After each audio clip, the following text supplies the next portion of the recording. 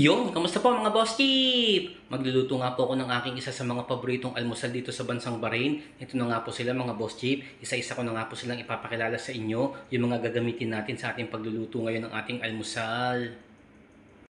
Meron nga po tayo ditong sibuyas, kamatis, pipino, carrots. Meron din po tayo ditong roka. 3 itlog po na parang small ba yan o medium size. And then gagamit rin po tayo ng cheese. At syempre ito nga po yung ating malaking kubos o yung tinatawag po na Arabic bread. Lalagyan po natin sila ng mga pampalasa na to. Paprika, asin at saka po ng paminta. Gagamit din po pala ako ng mayonnaise dito mga boss chick. Lalagyan ko po yung kubos ng mayonnaise. Kaya ito na nga mga boss chick, magsisimula na nga po tayo. Nagpainit na nga po pala ako dito ng ating paglulutuan mga boss chick. Nilagyan ko na nga rin po siya ng mantika. Mainit na nga po yan. At hinaan nyo lang po yung apoy kagaya po ng ganito. Yan. Kasi mainit na po yan eh. Ito na nga po yung unang-unang gagawin natin mga boss chief. Kaso hindi ko na nga po naipakita sa inyo kasi wala po akong taga-video. Biniyak ko na nga po yung 3 itlog. Pagkatapos po niyan, ilalagay ko na nga po yung kamatis. Sama-sama na po yan. Carrots. At saka ito nga pong pipino.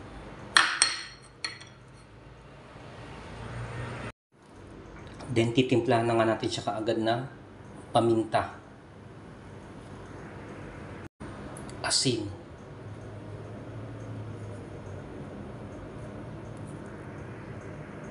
at saka po ng paprika. And then isang kutsaritang mayonnaise nga po.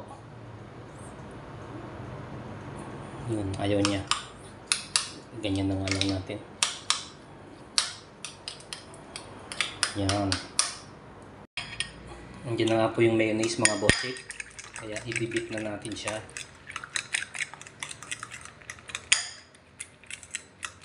Ngayon nasa sa inyo po yun mga bossik. Kung gusto nyo pong dito sa scrambled egg, dito sa binabati nyo po na itlog, ilalagyan nyo po ng roka. Pwede naman din po, nalagyan ko siya ng roka. Yan, para talagang lumasa po siya.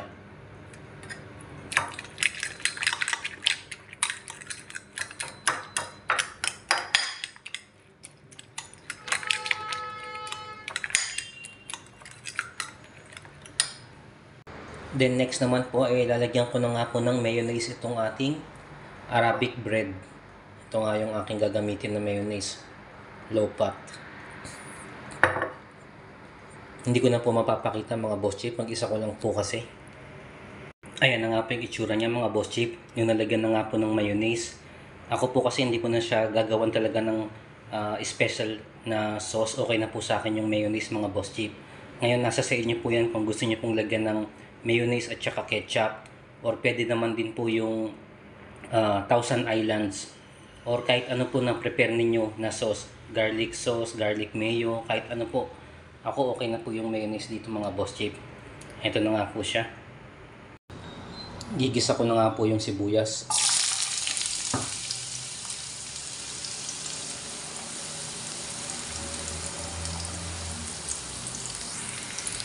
Yan, hindi ko po siya inalo dun sa kanina na ginawa natin na mixture ng ating omelette. Kasi mas iba po talaga kapag nadadampian ng mantika yung sibuyas. Yan, amoy pa lang po oh. Talagang mas masarap siya mga boss chip.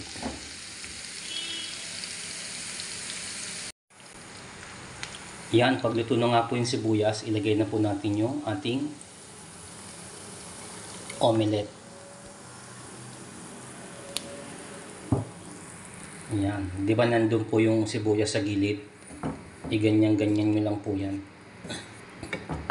para mapunta siya sa gitna.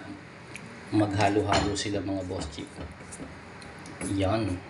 Sinasabi dyan eh. Oh. Nasa gitna na po sila. Ganyan-ganyan lang po. Ngayon, tatakpan po natin siya mga boss chip.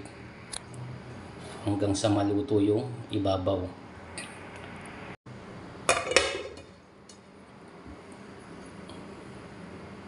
Yan, hintayin lang po natin maluto mga boss chip. Yan, ito na nga siya mga boss chip. Ganyan na po. Medyo luto-luto na siya. So babalik ta rin ko nga po siya mga boss chip.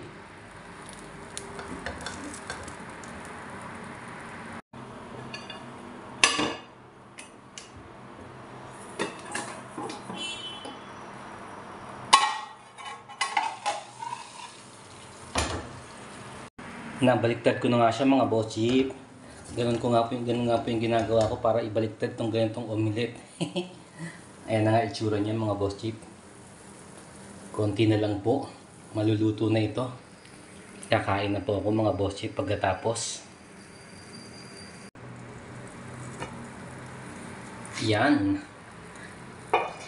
Luto na nga po ito mga boss chip. Kaya hahanguin na natin siya.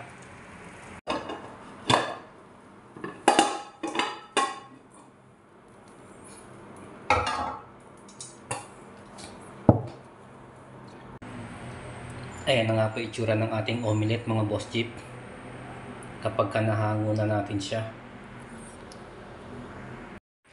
Ngayon ilalagay ko na nga po siya dito sa ibabaw ng ating kubos. Yan, nandyan na nga siya mga boss chip.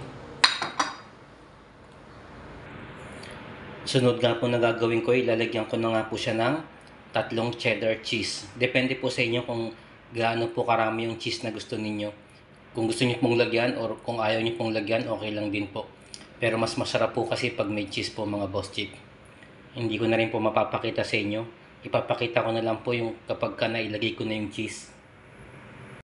Ayan na nga mga boss chip, nailagay ko na nga po yung cheese. Tsaka ko po sila lagyan ng roka. O ito po yung tinatawag na jirjir sa Arabic. Hindi po yung ibang klaseng jirjir mga boss chip. Jirjir po ang tawag sa roka sa Arabic. Ayan.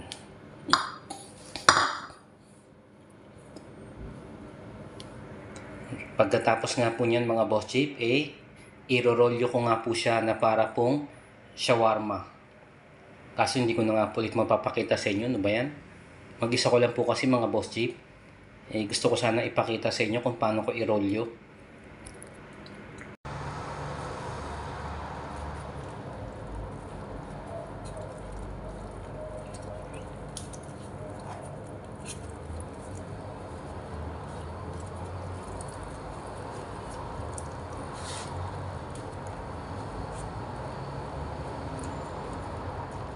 Yan, ganyan na nga po siya mga boss chip pagkatapos kong mairolyo.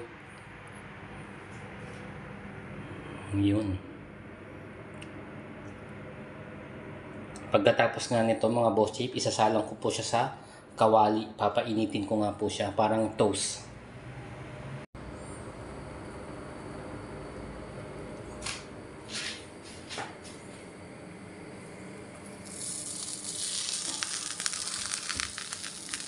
Yan. Medyo i-toast lang po muna natin yung tinapay mga boss chip. Pagkatapos nyan, babalik rin po natin maya maya. Ayan na nga po mga boss chip. Nabaliktad na nga po natin. Yung kabilang side naman po yung medyo ito-toast natin. Ito na nga siya mga boss chip. Naihango ko na nga siya. Ihiwain ko nga po siya sa gitna. At pagkatapos noon, ready to serve na nga po ito. Kakain na nga po ako mga boss chip.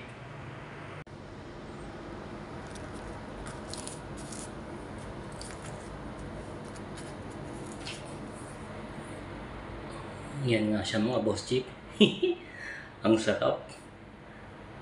Ang kapal. Yun mga boss chip! Ito na nga po yung aking almusal ngayong umagang ito. Siguradong busog na busog ako. Hindi ko alam kung anong oras naman ako gugutumin nito mamaya. Sa sobrang laki nito mga boss chip. Full load po yung aking sandwich. Ito nga mga boss chip, nilagyan ko pa nga po siya ng broccoli para may pandagdag gulay po tayo. Kung nagustuhan nyo nga po sana itong video ko ngayon mga boss chip, huwag niyo po sanang kalimutan mag-like, share, comment at paki-subscribe na rin po ako mga boss chip. Salamat po ng marami sa inyong panonood. Huwag po sana kayo magsasawa mga boss chip. Kumain na rin po kayo ng inyong almusal dyan at mag-ingat po kayo palagi.